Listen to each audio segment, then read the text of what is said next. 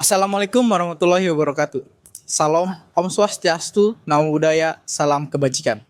Saya Muhammad Fahri dan rekan saya Aldora Fahira, Astrid Dea, dan Muhammad Fauzil.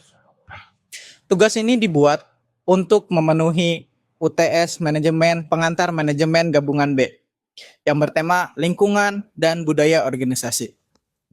Saya Muhammad Fahri Surya Muhtar dengan NIM 2401016119. Saya Aldora Fahira Cermanda dengan NIM 22010262226. Saya Astrid Dia Puspita dengan NIM 22010026222.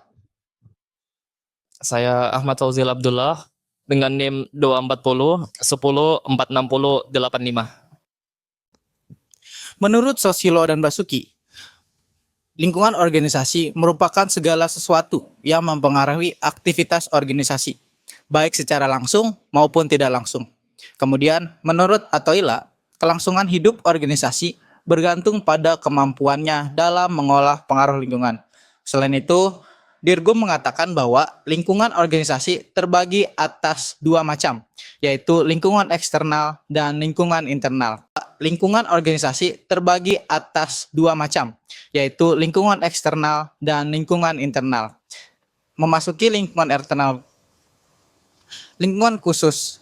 Lingkungan eksternal dibagi menjadi dua, lingkungan khusus dan lingkungan umum. Lingkungan khusus adalah bagian dari lingkungan yang secara langsung berinteraksi dengan pencapaian tujuan organisasi. Lingkungan khusus meliputi berbagai pihak yang memiliki kepentingan terhadap organisasi, seperti konsumen, pemasok, pesaing, investor, kreditor, dan pemerintah. Kemudian, lingkungan umum. Wardah mengatakan, lingkungan umum meliputi lingkungan ekonomi, lingkungan politik, lingkungan hukum, lingkungan sosial budaya, lingkungan demografi, lingkungan geografi, lingkungan teknologi, lingkungan etika, dan tanggung jawab sosial organisasi. Kemudian kita masuk ke lingkungan internal. Menurut Margareta, lingkungan internal perusahaan merupakan kekuatan yang berada di dalam organisasi itu sendiri dan memiliki sifat yang dapat dikendalikan oleh manajemen. Lingkungan internal meliputi karyawan, dewan, direksi, dewan komisasi, pemegang saham, dan lingkungan kerja fisik. Budaya organisasi. Sen pada tahun 2018 menyatakan bahwa budaya organisasi adalah pola dasar yang diterima oleh organisasi untuk bertindak dan menyelesaikan masalah yang membentuk karyawan agar mampu beradaptasi dengan lingkungan dan juga untuk menyatakan karyawan dalam organisasi. Budaya juga mencakup visi, nilai, norma, sistem, simbol, bahasa, asumsi, keyakinan, dan kebiasaan organisasi. Berdasarkan uraian yang saya sebutkan tadi, dapat disimpulkan bahwa budaya adalah tatanan sosial dari suatu organisasi yang membentuk sikap dan perilaku dalam cara yang luas dan tahan lama. Norma budaya mendefinisikan apa yang didorong, dihalangi, diterima, atau ditolak dalam suatu kelompok. Ketika diselaraskan dengan benar dengan nilai, dorongan, dan kebutuhan pribadi, budaya dapat melepaskan sejumlah besar energi menuju tujuan bersama dan mendorong kapasitas organisasi untuk berkembang. Budaya juga dapat berkembang secara fleksibel dan otonom dalam menanggapi peluang dan tuntutan yang berubah. Pentingnya budaya organisasi. Budaya organisasi mempengaruhi semua aspek bisnis, mulai dari ketepatan waktu hingga persyaratan kontak dan tunjangan karyawan. Ketika budaya tempat kerja selaras dengan karyawan, mereka cenderung merasa lebih nyaman, didukung, dan dihargai. Perusahaan yang mengutamakan budaya juga bisa menghadapi masa-masa sulit dan perubahan dalam lingkungan bisnis dan menjadi lebih kuat. Pentingnya budaya organisasi dapat diuraikan sebagai berikut. 1. Nilai-nilai bisnis menetapkan norma-norma perilaku staf. 2. Budaya menentukan cara manajer dan karyawan perusahaan memperlakukan satu sama lain. 3. Budaya organisasi yang khas dapat mendukung citra merek bisnis dan hubungan dengan pelanggan. 4.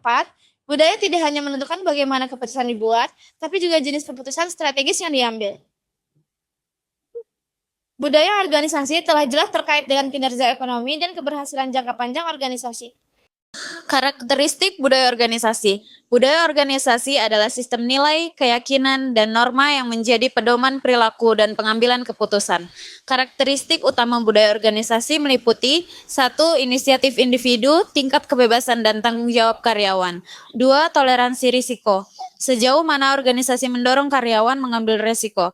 3. Arah, kejelasan tujuan organisasi dan pedoman kerja. 4. Integrasi, tingkat kerja sama antar unit atau divisi.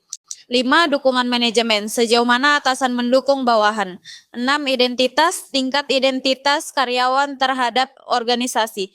7. Sistem penghargaan, sejauh mana penghargaan diberikan berdasarkan kinerja.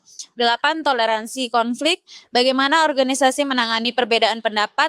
9. Pola komunikasi, terbuka atau tertutupnya alur komunikasi.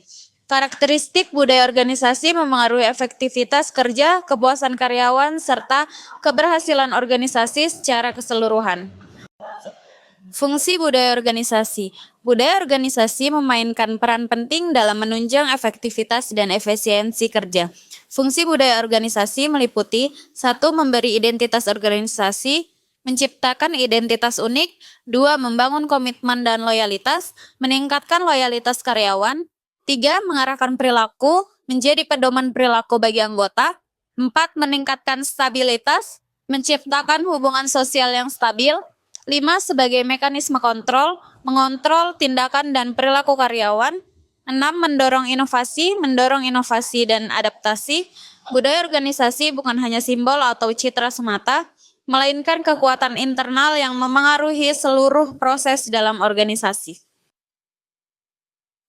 Budaya organisasi tidak tercipta dalam semalam, melainkan dipengaruhi oleh berbagai faktor internal dan eksternal.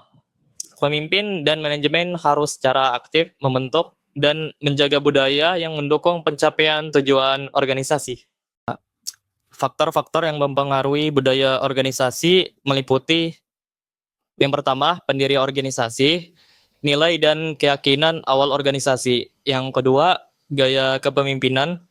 Pemimpin memainkan peran kunci. Yang ketiga, nilai dan keyakinan bersama.